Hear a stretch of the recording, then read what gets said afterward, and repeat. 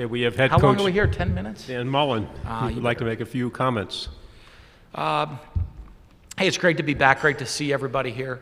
I'm back live in person. I'm really excited about that. Excited for the season to kick off, and our opportunity when you look at opening game against FAU and to have that energy in the Swamp. You're starting to see it now with the sporting events coming back and the crowd, and that's such an unbelievable part of college football, is to feel that energy and excitement in the stadium. I can't wait for the first opening game to have all the Gator fans come back to the Swamp and get back to that energy and that excitement. There's nothing like live sports, and can't wait to get back to it. So I could ramble on for 10 minutes, but then nobody in here would get to ask a question. That'd be bad, and y'all be mad at me. Okay, we'll open for questions right here, Coach, to your left in the front row. Coach, with the transition in offense with quarterback and Emory Jones and being a more mobile quarterback, how does that affect the offensive line and those guys needing to kind of bounce back from the last couple of years? It's just going to be a little bit different offense. That's the one beauty of what we do, is the opportunity within our scheme is the ability to fit around the strengths of the players. So you're looking at a team last year where we're actually a very efficient running team last year. And you look statistically, when we go to the end of the year, when I look at efficiencies, 4 yards or more on a running play.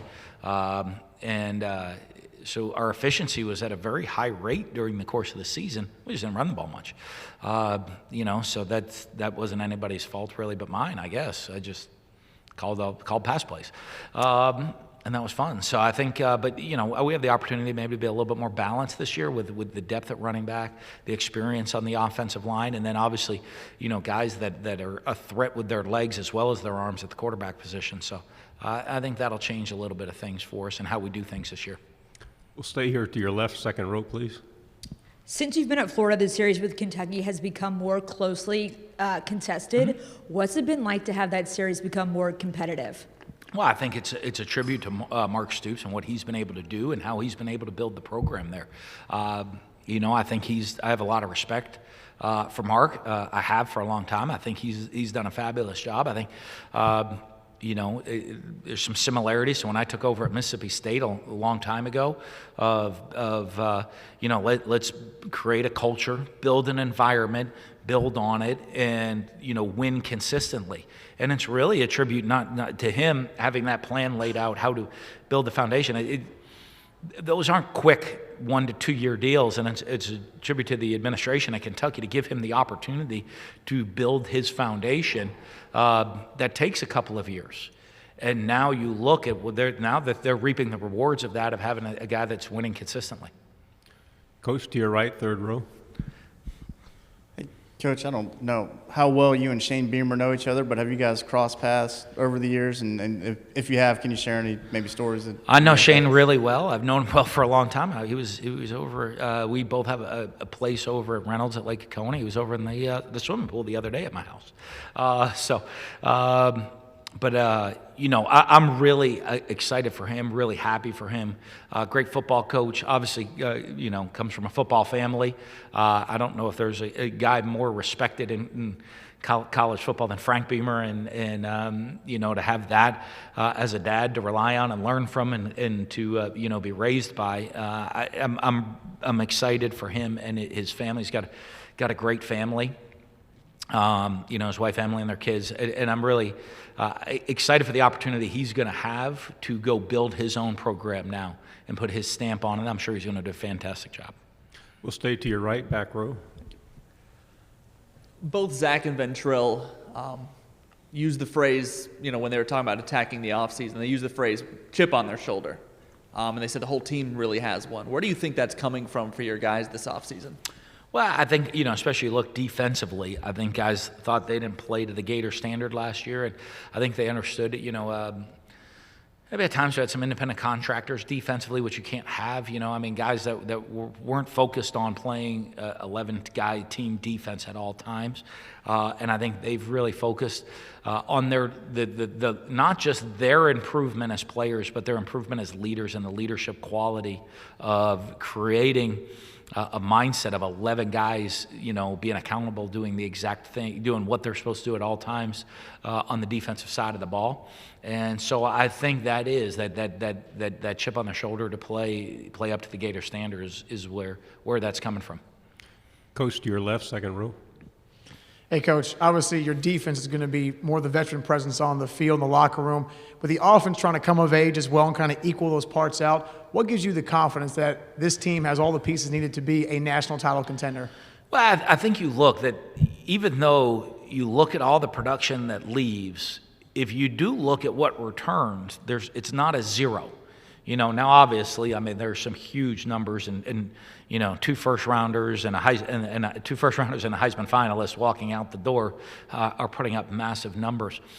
But if you go back, if we weren't here last year, but I always joke the number one question I would have gotten this time last year is, boy, you had 4 receivers leave to go to the NFL.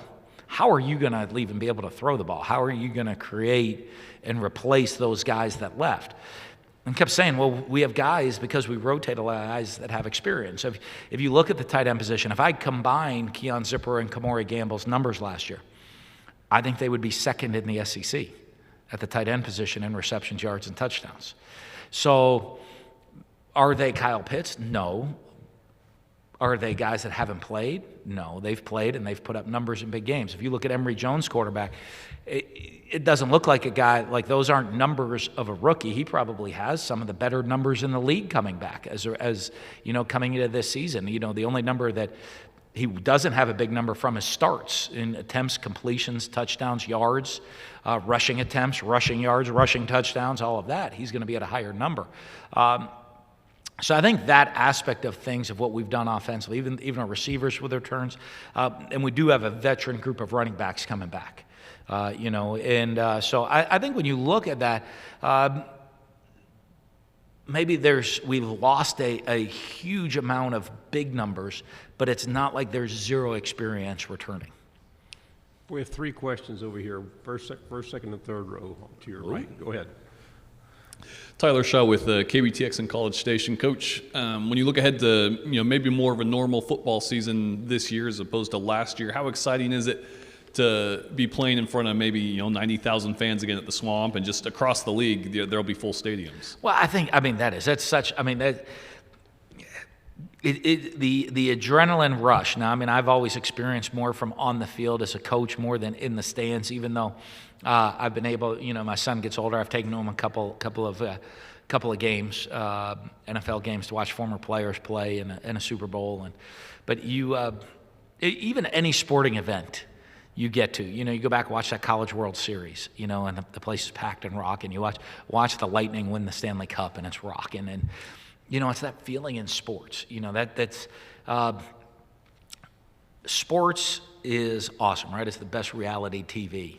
But it's even better, right, when you're in person and experiencing this. It's the noise, when you feel the noise and the excitement and the energy. It's a rush that is second to none. And I can't wait to get it back to, normal. How blessed am I that you consider normal playing in front of 90,000 people in the Swamp going crazy? That's your normal lifestyle, and it's a blessing for me to be able to live the life I live. Second row.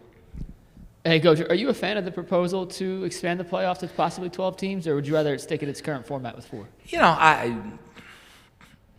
Is what it is. I could pull in my inner Jurgen Klopp, right, and say, I'm just here coaching the football team. There's somebody else's job. That's like the commissioners and presidents' jobs, and I'm just going to coach up the team and get them ready to play.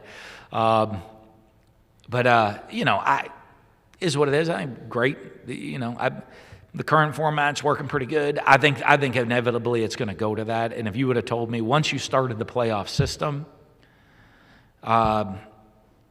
it wasn't going to go back. I love that. I'm a traditionalist. I love the old bowl system. At one point they were like, oh, well, what if there were 2 national champions? Okay. Boy, I've won 2 of them. what an unbelievable experience it is for young people. They are still supposed to be student athletes in some way, sense, or form of growing young men, getting this experience and an education. What a heck of a deal and an experience that is to change your life for the rest of your life. But once they started the playoff, you knew it was just going to go in a different direction, college football, inevitably. And so it's just going to be a matter of time. Final question over here on the right. Third row. Right here. Hey, just two quick ones. First, a follow-up on getting back to the Swamp with a full stadium. Historically, since you've been at Florida, you've sort of put an emphasis on a game each season. Like, this is where we can show the Gator standard and then done so. Like LSU in 2018, Auburn in 2019, Georgia last year. Is Alabama that game this year, that first test? And don't say FAU, I won't believe you. Well, no, you know what? I think it's always at the end of the year or something. It happened to be the games you just said. You didn't know which one it was going to be sometimes at the beginning of the year. And so, I mean, there's certainly that opportunity, but I don't know which game it is. You know, I always tell our players this. If you can tell me which play during the season is going to impact the season the most, let me know so we're prepared for that play. But you don't know, so you have to prepare for every play. So you never know really how it's going to play out, what game could be the one that really stamps, you know, as you look back at the end of the season and say, hey, that was really the stamp game on the season. So it might be, but you never know. So it could be FAU. Could be. I don't know. As you prepare for this season, what is, in terms of like depth at different position groups, what is one group that you're not worried about at all, and what is maybe your biggest concern, keeps you up at night? Running backs would be the least worry. You know, I mean, that's a good deep room right now with some veteran players. You know, and you're looking at two seniors, with Damian Pierce and Malik Davis, and then the young talent. You know, a couple of young guys that have taken big steps forward. You know, you got Lorenzo Lingard, Naquan Wright, that have really taken steps forward in the offseason and big leaps to compete with those guys, and Bowman transferring in. So,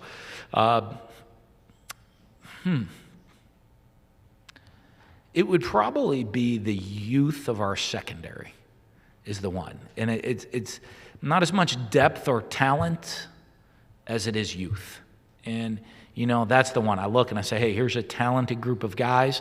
I think they do understand the sense of urgency of their growth and development, and they got opportunity late in the year last year to kind of, I'm going to put you in a situation, and they walked off the field and said, hey, I'm recruiting. I thought I was ready, and now I realize I'm really not.